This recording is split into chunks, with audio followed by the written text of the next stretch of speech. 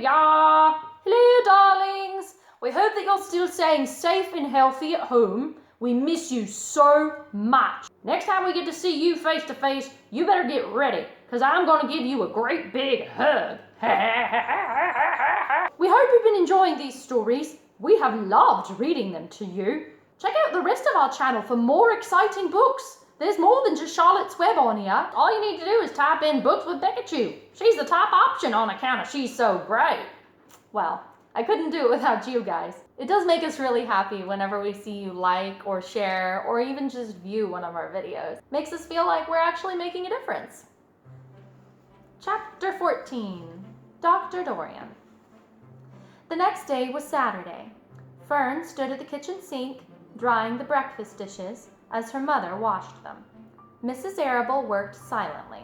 She hoped Fern would go out and play with the other children instead of heading over for Zuckerman's barn to sit and watch the animals. "Charlotte is the best storyteller that I have ever heard," said Fern, poking her dish towel into a cereal bowl. "Fern," said her mother sternly, "you must not invent things. You know that spiders can't tell stories. Spiders can't talk." "Charlotte can," replied Fern. "She doesn't talk very loud, but she talks." "What kind of story did she tell?" asked Mrs. Arable. "Well," began Fern, "she told us about a cousin of hers who caught a fish in her web. Don't you think that's fascinating?" "Fern dear, how would a fish get in a spider's web? You're making things up. Those things just do not happen." "Oh, it happened all right," replied Fern. "Charlotte never fibs. This cousin of hers built that web across the stream. One day she was hanging around on the web, and a tiny fish leapt up into the air and got tangled in the web. The fish was caught by one fin, Mother. Its tail was wildly thrashing and shining in the sun. Can't you just see the web sagging dangerously under the weight of the fish? Charlotte's cousin kept slipping in and dodging out. She was beaten mercilessly over the head by the wildly thrashing fish, dancing in and out and throwing—" "Fern!" snapped her mother. "Stop it! Stop inventing wild tales." "But I'm not inventing," said Fern. "I'm just telling you the facts." "And what finally happened?" asked her mother, whose curiosity began to get the better of her. "Well, Charlotte's cousin won, of course. She wrapped the fish up and then ate him when she got good and ready. Spiders have to eat, same as the rest of us." "Yes, I suppose they do," said Mrs. Arable vaguely. "Charlotte has another cousin who's a balloonist. She stands on her head and lets out a lot of line, and she's carried aloft by the wind. Mother, wouldn't you simply love to do that?" "Yes, I would, come to think of it," replied Mrs. Arable. "But, Fern, darling, I wish you would play outside today instead of going to Uncle Homer's barn. Find some of your playmates and do something nice outdoors. You're spending too much time in that barn. It isn't good for you to be alone so much."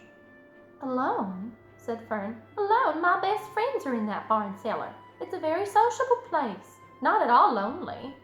And Fern disappeared after a while, walking down the road to the Zuckermans. Her mother dusted the sitting room. As she worked, she kept thinking about Fern. It didn't seem natural for a little girl to be so interested in animals. Finally, Mrs. Arable made up her mind. She would pay a call to old Dr. Dorian and ask his advice. She got in the car and drove to his office in the village. Dr. Dorian had a thick beard, and he was glad to see Mrs. Arable and gave her a comfortable chair. "It's about Fern," she explained. "Fern is spending entirely too much time in the Zuckerman's barn. It doesn't seem normal. She sits on a milk stool in the corner of the barn cellar near the pig pen and watches the animals hour after hour. She just sits and listens." Dr. Dorian leaned back and closed his eyes. "How enchanting," he said. "Must be real nice and quiet down there. Homer has some sheep, hasn't he?" "Yes," said Mrs. Arable, "but it all started with that pig that we let Fern raise on a bottle. She calls him Wilbur. Homer has the pig, and ever since it left our place, Fern has been going down to her uncle's to be near it." "I've been hearing things about that pig," said Dr. Dorian, opening his eyes. "They say he's quite a pig."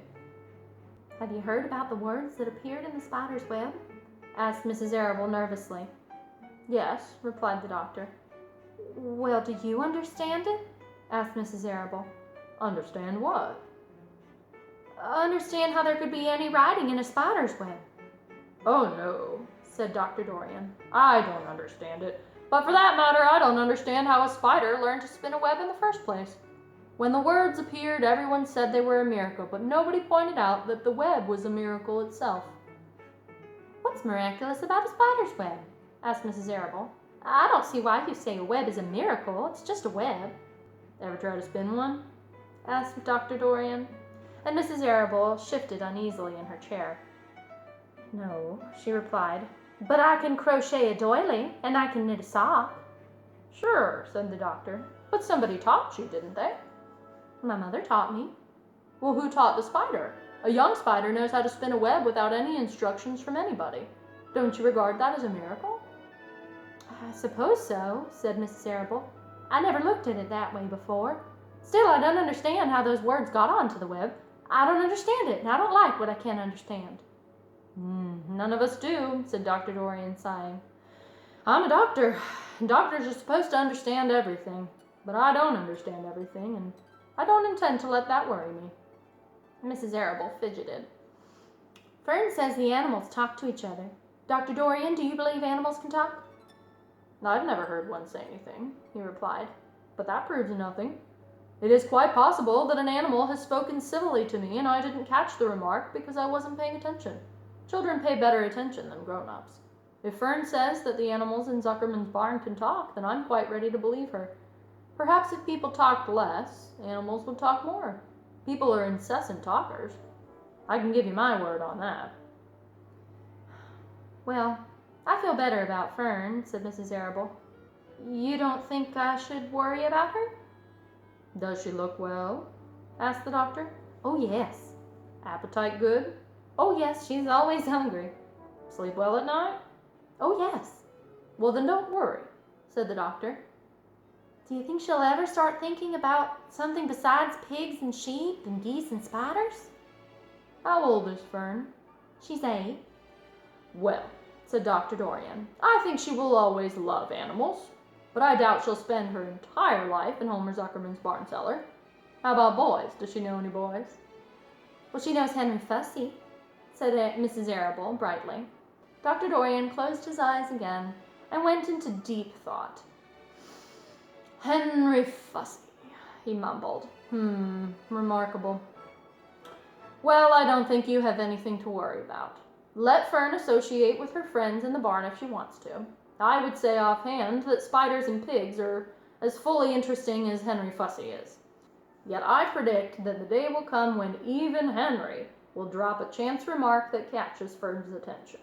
It's amazing how children change from year to year. How's Avery? He asked, opening his eyes wide.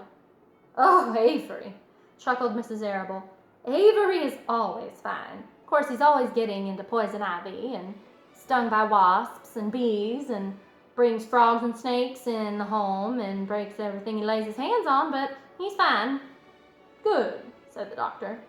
Mrs. Arable said goodbye and thanked Dr. Dorian very much for his advice and felt greatly relieved.